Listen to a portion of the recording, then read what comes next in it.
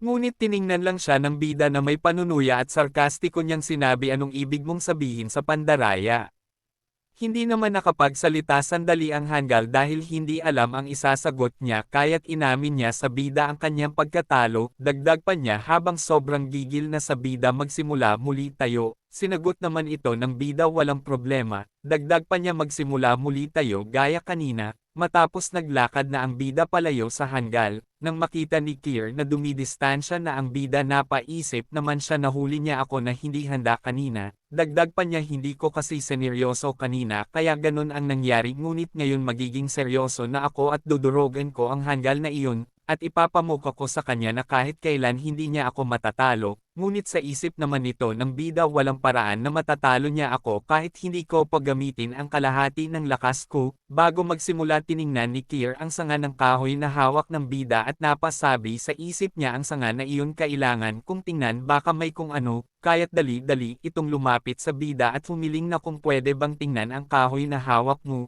agad naman ito binigay ng bida sa kapatid niya para matingnan niya nang matapos matingnan ito sinabihan siya ng bida isa lang ordinaryong sanga ng kahoy iyan, walang espesyal dyan ngunit hindi naman ito nakinig ang kapatid niya at ngumiti ng parang demonyo sabay tapon ng kahoy ng bida sa malayo at sinabi niya dito kung wala ang kahoy na iyong tingnan natin kung paano mo pa ako matatalo ngayon, dahil sa ginawa niya hindi naman ito nagustuhan ng bida kaya't tiningnan niya ito ng matalim kasunod no naalala niya naman ang nakaraan niya kaya't napasabi siya rito sa isip niya ang pakiramdam na ito ay katulad sa nakaraan kong buhay. Kasunod nun humanda na ang bida para kontrolan ang sanga ng kahoy samantala wala naman kaalam-alam rito ang Hangul na kapatid niya kaya't pinagtatawanan niya ito at sinabihan ano susuko ka na kaya't sinasara mo na ang iyong mga mata para tanggapin ang iyong kapalaran.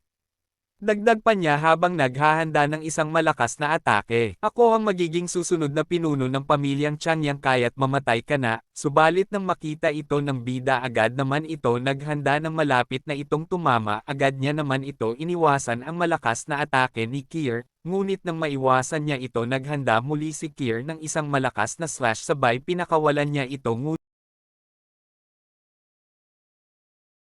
niyang atake. Nang nagtagpo ang kanilang dalawang atake agad naman nabura ang atake ni Kier kasunod nun sulido tinamaan si Kier sa muka at napahandusay ito sa sahig kasunod nun hinahawakan niya ang kanyang muka dahil sa sakit at hindi peren makapaniwala sa mga nangyari kasunod nun tiningnan niya ang kanyang kamay nang makita niyang may dugo sa kamay, niya nanlaki naman ito ang kanyang mga mata sa takot at sarkastiko niyang sinabi batang paslit na gawa mo akong saktan, humanda ka isusumbong kita sa aking inay. Nang marinig ito ng bida ang sinabi niya tiningnan niya ito ng masama at pinagbantaan niya naman ito kapag tinawag mo ulit akong batang paslit, papatayin na kita. Nang marinig ito natakot naman dito ang Hangul kasunod nun dali-dali tumakbo ang Hangul habang umiiyak na sinasabi nanay tulungan mo ako papatayin ako ng pang-apat na kapatid. Samantala tinitigan lang naman ito ng bida habang tumatakbo ang Hangul sa takot at sinabi sa isip niya mukhang nakalimutan kung maghinay-hinay lang, dagdag pa niya habang paalis ito wala naman kaso sa akin kung parusahan nila ako pero sana hindi madamay ang inay ko dito, nang makaalis na ang bida may isang misteryosong tao ang dumampot ng sanga ng kahoy na ginamit ng bida at sinasabi rito sa wakas, hindi mo na napigilan na ipakita ang tunay mong lakas, dagdag pa niya. Mukhang paparating na ang pagbabago sa pamilyang ito, kasabay lumipat ang eksena sa silid ng pinuno makikita ang pangatlong asawa niya na umiiyak na sinasabi pinuno kailangan mong gumawa ng paraan para kay Kier, dagdag pa niya kung hindi dahil sa swerte ni Kier baka napatay na siya ni Siyang Tian,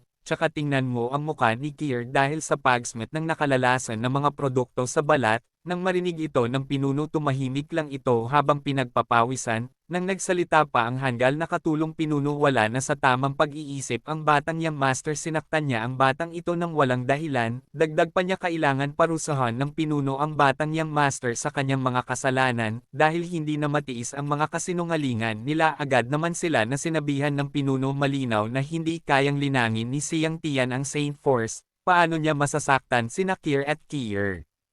Ngunit din naman nagpaawat ang pangatlong tiya kaya't sinabi niya sa pinuno na sasabi mo lang yan kasi ang pang-apat na tiya ang paborito niya si Siyang Tiyan, dagdag pa niya sigurado akong inutosan niya itong gamitan ng ilang uri ng kasuklam-suklam na paraan upang masaktan si Kier, tsaka si Kier ang magiging susunod na pinuno ng pamilyang Changyang kaya't kailangan may gawin katungkol dito. Ngunit di naman ito nagustuhan ng pinuno ang pananalita kaya't seryoso niyang sinabi ang pamilyang Changyang ay kilala sa kabaitan at kagandahan ng loob, dagdag pa niya kung talagang si Siyang Tiyan ang may sala sa mga krimen na ito nang walang dahilan, malupit ko siyang paparusahan, at nilinggan niya ang tauhan niya at inutusan tawagin mo si Siyang Tiyan agad naman sumang-ayon ang tauhan niya kaya't fumayo na siya. Sa isip-isip pa nito ng pinuno kung talagang napatunayang sinaktan niya ang sarili niyang kapatid, mapaparusahan siya ayon sa batas, samantala nang may seryosong mukha sinambit niya ang pangalan ng bida makalipas ang ilang minuto habang paalis ang pinuno sinabi niya sa pangatlong tiya titiyakin kung makakatanggap ka ng paliwanag dito, kaya't maghintay ka lang, dahil dito sumagot nangingiyak ang pangatlong tiya dapat mong ibigay sa amin ang hustisya, nang may nagsaad sa likuran ng pinuno huwag mo nang hanapin si Siyang Tiyan kasi walang kinalaman siya dito kasi ako ang may kagagawan, ngunit nang marinig ito ng pinuno pinagpawisan naman ito ngunit wala itong magawa kundi linawin ito kaya't sinabi niya hindi si Siyang Tiyan ang nanakit kay Kier kundi ikaw.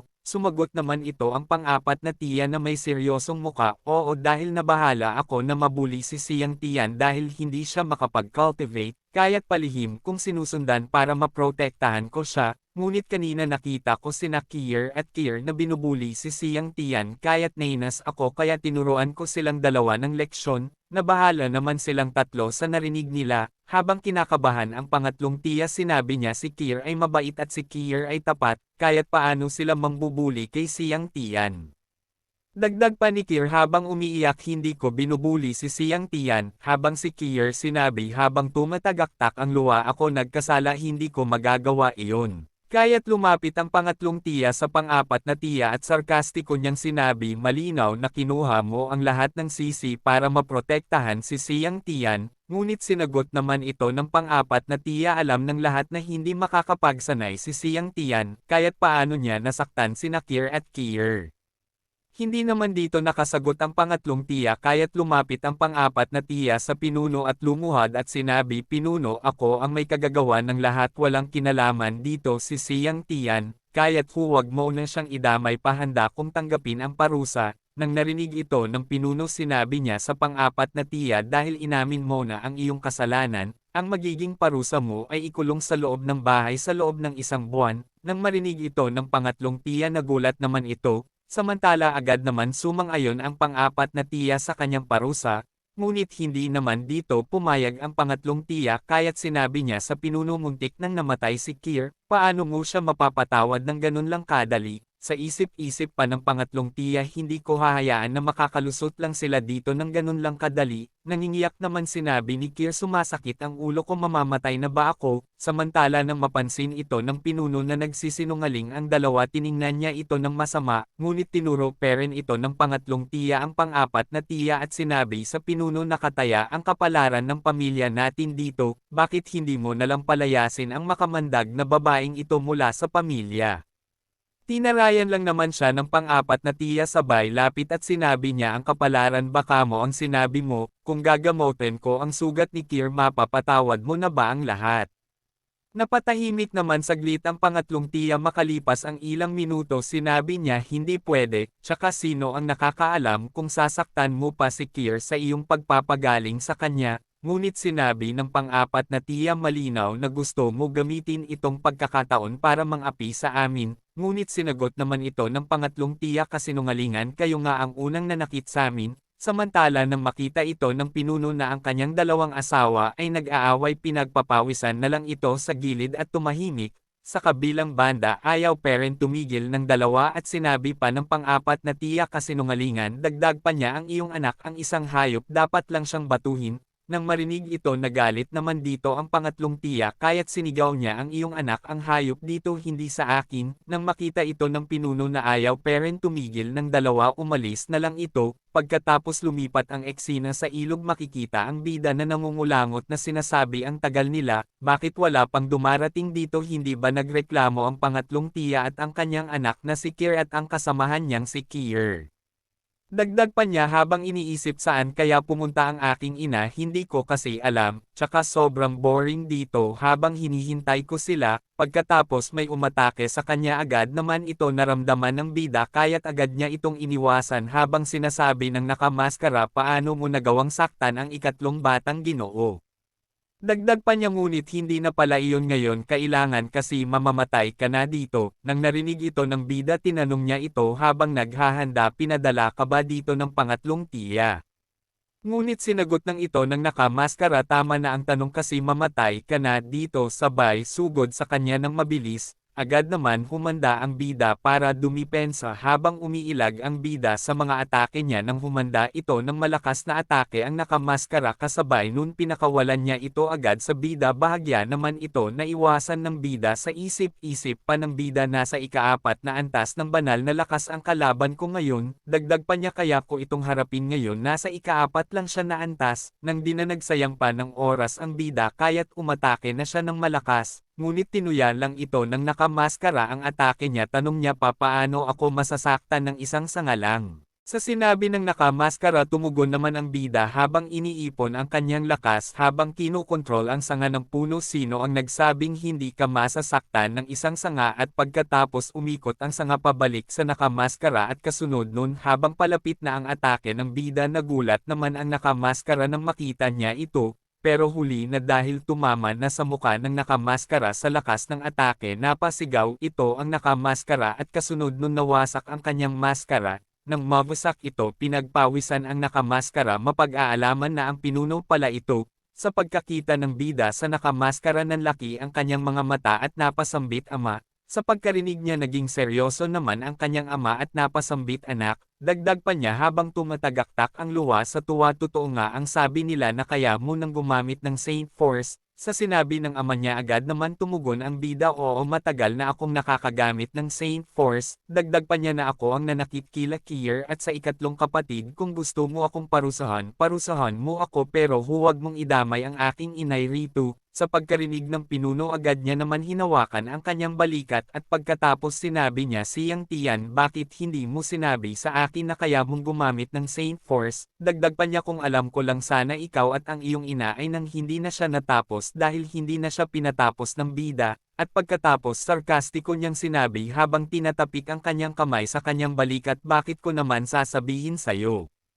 Dagdag pa niya, noong iniisip ng lahat na isa akong henyo, ako ay pinapahalagahan ako ng lahat at higit pa sa lahat nariyan ang pagmamahal ninyo sa akin, pero nang malaman mong isa akong walang silbi na hindi kaya makapag-cultivate, iniwan mo kami ng aking ina, sinabi mo pa sa akin noon ang magiging walang kwenta ay mas masahol pa kaysa pagiging lumpo, dahil ang isang walang kwenta ay nagdadala lang sa inyong pamilya ng kahihiyan, dagdag pa niyang tanong ng may matalim na titig sa kanyang ama ano ako sa iyo. Dagdag pa niyang tanong ako ba ay iyong anak, o baka isa lamang akong gamit. Nabigla naman ang kanyang ama sa narinig at sinagot niya ang katanungan ng bida dahil iyon sa may sarili akong problema dagdag pa niya kailangan kong alagaan ang hinaharap ng pamilya. Nang marinig ito ng bida pasigaw niyang sinagot ano naman ang tungkol sa ating problema, dagdag pa niya alam mo ba kung ano ang pinagdaraanan namin ng aking ina sa nakaraang 3 taon. Dagdag pa niyang tanong nandun ka ba? Tsaka si Feng Yan ay lagi kaming iniinsulto ng mga panahon na iyon, sinubukan mo bang makialam?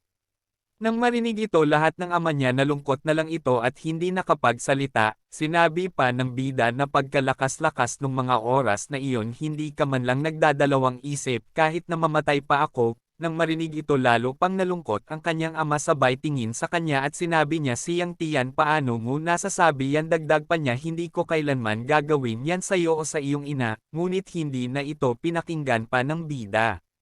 Seryoso niyang sinabi, sa totoo lang wala na akong pakialam kung paano mo ako tretuhin, pero hindi mo pwedeng isama ang aking ina sa parusa ko. Nang marinig lahat ng ito ng ama, agad niya namang pinaliwanag, hindi lahat ay kagaya ng iniisip mo. Maaaring ako ang pinuno ng pamilya, ngunit may mga bagay pa ring wala sa aking mga kontrol. Nang marinig ito ng bida, sinabi niya nang wala ng paki, oo, ikaw ang pinuno ng pamilya. Kailangan mong isipin ang tungkol sa lahat, pero ang tanging may pakialam lang ako ay ang aking ina. Dagdag pa niya, bugbugin mo ako o parusahan sa anumang gusto mo, wala nang kahulugan sa aking ang pamilyang ito. Nang marinig ito, napatahimik na lang ang kanyang ama sa likuran niya, sabay sambit ng pangalan niya, kasabay naman ng pagdating ni Tio De. Sinabi niya, pinuno, dapat mong aminin ang iyong pagkakamali at humingi ng tawad, hindi naman ito mahirap. Nang marinig niya ito, lumingon naman ito sa likuran niya habang umiiyak na tinatanong, Tito De, nakita mo ba ang lahat? Subalit bago natin marinig ang sagot niya, lumipat na ang tagpo sa kanilang garden habang sinasabi ni Tito De sa pinuno, sa totoo lang nasugatan ng Batang Ginoo ang ikatlong Batang Ginoo gamit lamang ang isang sanga. Sinabi niya pa, kahit ikaw nga halos nasaktan ka na din niya. Dagdag pa niya, talagang talentado ang Batang Ginoo. Nang marinig ito ng pinuno, agad naman ito tumugon, binabaan ko kasi ang aking lakas sa ikaapat na antas ng banal na lakas upang makakuha siya ng pagkakataon. Dagdag pa niya, ang paunang pagsusuri ng araw na iyon, malinaw ka na nagsabi na si Siang Tian ay hindi makakapagsanay ng banal na lakas. Dagdag niyang tanong, paano siya nakakapagsanay ngayon? Agad naman tumugon si Tito De, noong panahon na iyon, may nararamdaman akong mali sa katawan niya. Tsaka nang matapos ang pagsusuri, halatang ang Batang Ginoo ang isang napili. Dagdag pa niya, kaya paano siya hindi makakapagsanay? Kaya't ang ginawa ko ay nagmasid sa Batang Ginoo ng palihim sa nakaraang 3 taon, upang malaman ang sagot sa katanungan ko. Dagdag pa niya, ang Batang Ginoo ay palihim siyang pumupunta sa aklatan upang magsanay, ng nung araw din na iyon ginamit niya ang kanyang banal na lakas para sanayin. Nung makita ko iyon, na kumpirma ko na nakakagamit siya. Nang marinig ito ng pinuno, tinanong niya si Tito De, alam mo na pala, bakit hindi mo sinabi sa akin? Agad naman tumugon si Tito De, habang nagmamasid ako sa Batang Ginoo, pinagmamasdan ko rin kayo. Nang marinig ito ng pinuno, agad niya naman ito tinanong, bakit? Agad naman tumugon si Tito De, dahil naging bulag ka sa mga panahon na iyon, kaya't ginawa ko ang mga bagay na ito. Dagdag pa niya na may seryosong ekspresyon, isasama ko si Siang Tian sa isang lugar kung saan maari siyang alagaan at makapag-cultivate siya ng maayos. Nang marinig niya ito, agad niya naman sinigawan si Tito De ng malakas. Sinabi niya pa, mabuti ang pagtrato ko sa iyo at ng pamilyang Changyang, paano mo nagawang gawin ang ganitong bagay? Nang marinig ito, agad naman tumugon si Tito De, pinuno, isa lamang akong bisita ng pamilyang Changyang. Dagdag pa niya, kung hindi mo kayang kontrolin ang sarili mong anak, paano mo masisisi ang isang tagalabas? Nang marinig ang sinabi ni Tito De, mabilis naman napagtanto ng pinuno, kaya't sinabi niya na may pagsisisi, kasalanan ko ito, nabigo akong gampanan ang tungkulin ko bilang isang ama, dahil doon nagalit ngayon sa akin ang aking anak na si Siang Tian. Nang marinig ito lahat ni Tito De, pinayuhan niya ito, hindi pa huli ang lahat para ayusin ang mga pagkakamali mo, pinuno. Dagdag pa niya, ang Batang Ginoo ay may pinakamataas ng pagkatao. Kung magiging tapat ka sa kanya, bubuksan din niya ang kanyang puso para sa iyo bilang kapalit. Nang marinig ito, nabuhayan naman ng lakas ng loob ang pinuno. Pagkatapos lumipat ang eksena sa silid-aralan, makikita ang dalawang tiya na nakaupo habang hinihintay ang bida. Sa pagdating makalipas ang ilang minuto, tiningnan ng pangatlong tiya ang pang-apat na tiya ng masama, at sinabi ang pinuno ay pumunta na upang harapin kayong dalawa ni Siang Tian ngayon, tapos na kayong dalawa. Nang marinig ito ng pang-apat na tiya, binaling niya naman ang kanyang tingin sa pangatlong tiya at tumugon, huwag kang masyadong mayabang, mukhang baboy. Pwede ko namang dalhin si Siang Tian pabalik sa bahay ng nanay ko. Dagdag pa niyang tanong, ano ba ang kaya mong gawin sa amin? Dagdag pa niyang tanong na may panunuya, paano mo nagawang lumabas na ganyang ang mukha mo, baboy? Nang marinig ito ng pangatlong tiya, nanlaki naman ang kanyang mga mata sa galit habang tinitingnan niya ang pang-apat na tiya, at sinabi niya, magiging maayos na din ito sa loob ng ilang araw, kaya't huwag mo na itong alalahanin, ang dapat mong alalahanin ang sarili mo ngayon. Samantala sa kalayuan, may lumalakad palapit na isang misteryosong tao. Nang makalapit na ito, mapag-aalaman ang pinuno pala ito. kasunod nun tumahimik ang dalawa dahil sa pagkakita nila sa pinuno nang hinawakan ng pinuno ang ulo ng bida sabay tingin sa pangatlong tiya at sinabi niya yung Tian Fengyan, natuklasan ko na si Siyang Tian ang talagang nanakit sa kanila. Nang marinig ito ng pangatlong tiya agad naman ito sumigaw, pinuno kailangan mong parusahan ng mabigat si Siyang Tian. Samantala nag-alala naman dito ang pang-apat na tiya ngunit agad naman nagpatuloy ang pinuno sa pananalita niya, oo mali ang ginawa ni Siyang Tian ng masakit ng iba, pero hindi rin dapat mang-api sina Kier at Kier, kaya sa hatol na ito patas na kayo kaya dito na ito matatapos ang usapang ito. Nang marinig ito ng pangatlong tiya nanlaki ang kanyang mga mata sa gulat samantala parang wala lang ang mga nangyayari sa bida. Ngunit hindi pa rin makapaniwala ang pang-apat na tiya kaya lumapit ito sa pinuno at tinanong hahayaan mo na lang bang palampasin ito, ngunit sumingit na ang pangatlong tiya pasiga niya pang sinabi pinuno si Kier ang kinabukasan ng pamilya paano mo, nang hindi na siya pinatapos ng pinuno dahil pinatahimik na siya at tumugon ang pinuno si Kier ay palihim na nagpapahirap kay yung tiyan at sa kanyang anak, na isang malaking paglabag sa mga alituntunin ng pamilya kaya't palayasin siya sa bahay, dagdag pa niya makinig kayong lahat, simula ngayon, sino mang maglakas loob na bastusin sina yung tiyan o kay Siyang Tiyan ay mapaparusahan ng mabigat, nang marinig ito ng bida natawa naman siya, samantala magsasalita pa sana ang pangatlong tiya ngunit hindi na siya pinansin pa. Sa kabilang banda naman ang pang-apat na tiya hindi makapaniwala sa mga nangyari kasabay lumipat ang tagpo sa mag-ama na tinatanong ang anak niya makatarungan na ba ang ganitong pagtrato. Agad naman tumugon ang bida hindi na masama, matapos nun pumunta na ang bida sa pang-aapat na tiya na tinatanong hindi ka ba binubuli, agad naman tumugon ang inay niya hindi naman, dagdag pa niyang tanong talaga bang hindi ka pinarusahan ng iyong ama.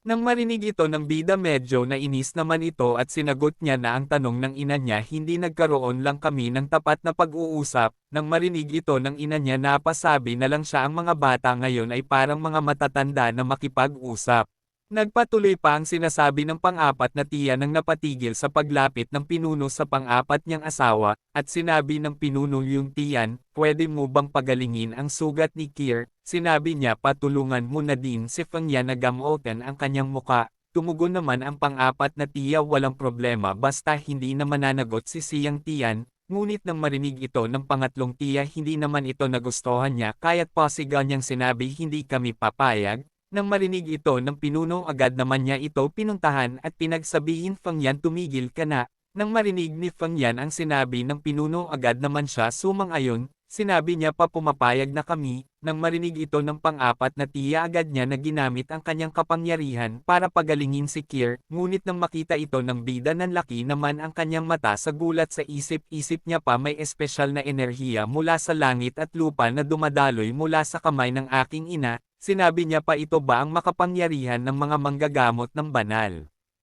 Kasunod nun makalipas lang ng ilang sandali natapos na si Yon Tian sa pagpapagaling sa kanila, nang mapansin ng dalawa ang kanilang mga mukha na wala na ang galos at sugat na tuwa naman ang dalawa sinabi pa nila talagang magaling na talaga. Nang marinig ito ni Yon Tian may pagmamalaki niya namang sinabi napakadali lang naman gamutin yan. Nang makita ng dalawa na mangha naman ang dalawang mag-ama kasunod nun napaisip naman ang bida kung natutunan ko lang kung paano gamitin ang espesyal na enerhiyang ito ngayon, magiging doble ang bisa ng aking pagsasanay na may kalahating pagsisikap lamang, kasunod nun hinawakan naman siya ng pinuno sa balikat, at sinabi bagaman hindi ko na itutuloy ang insidenteng ito ngunit si Siyang Tiyan ay may kasalanan kailangan pa rin siyang parusahan. Nang marinig ito ng bida sinabi niya sa isip niya iba ito sa napagkasundoan natin, sinabi ring ng pang-apat na tiya na may pagtataka ano kailangan pa rin siyang parusahan.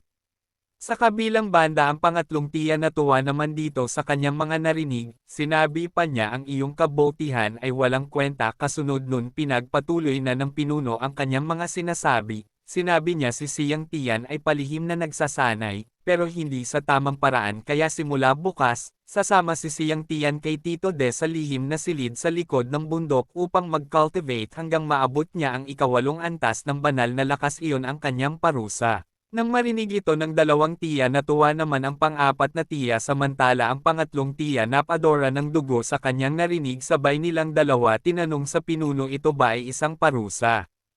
Sinang-ayunan naman ito ng pinuno nang marinig ito ni Kier. Sinabi niya, Ama, gusto ko rin parusahan niyo ako, ngunit hindi na pinansin ng pinuno si Kier, sabay binaling niya ang kanyang atensyon sa bida. Samantala nang marinig ito ng bida, sinabi niya, hindi naman ito masama, si Tito De ang magiging gabay ko. Nang marinig ito ng pinuno, agad niya naman kinuha ang kanyang ibibigay niya sa anak niya at iniabot niya ang envelope na sinasabi, kapag naabot mo na ang ikawalong antas ng banal na lakas, maaari mong buksan ang liham na sa loob nito. Nang makita ito ng bida, nanlaki naman ang kanyang mga mata. Sinabi pa ng pinuno na may pagmamahal, sa panahong iyon ang iyong hinaharap ay magbabago. Nang marinig ito ng bida, nagulat naman siya, sa isip-isip pa niya, ang liham na ito ay may kakayahang baguhin ang hinaharap ko. Subalit bago pa natin marinig ang kanilang pinag-usapan, lumipat na ang tagpo. Makalipas ang 7 taon sa silid ng pinuno, habang nakaupo ang dalawa, tinanong ng pinuno si Tito De kamusta na ang progreso ni Siang Tian sa kanyang pagsasanay. Dagdag pa niyang tanong, naabot na ba niya ang ikawalong antas ng banal na lakas? Nang marinig ito ni Tito De, agad naman siya tumugon, sa mga nakaraang taon, ang bilis ng pagsasanay ng batang Ginoo ay hindi na kasing kamangha-mangha tulad ng dati. Sinabi niya pa, sa ngayong nasa ikapitong antas pa lamang siya ng banal na lakas. Sinabi pa niya, maaaring 14 na taong gulang pa lamang siya, ngunit ang bilis ng kanyang pagsasanay ay sapat na upang ituring siyang isang talentado. Ngunit palagi kong nararamdaman na para bang ang batang Ginoo ay tila hindi ginagawa ang kanyang makakaya sa pagsasanay niya. Nang marinig ito ng pinuno, nagulat naman siya, kaya't nagtanong siya, ano ang ibig mong sabihin diyan, Tito De?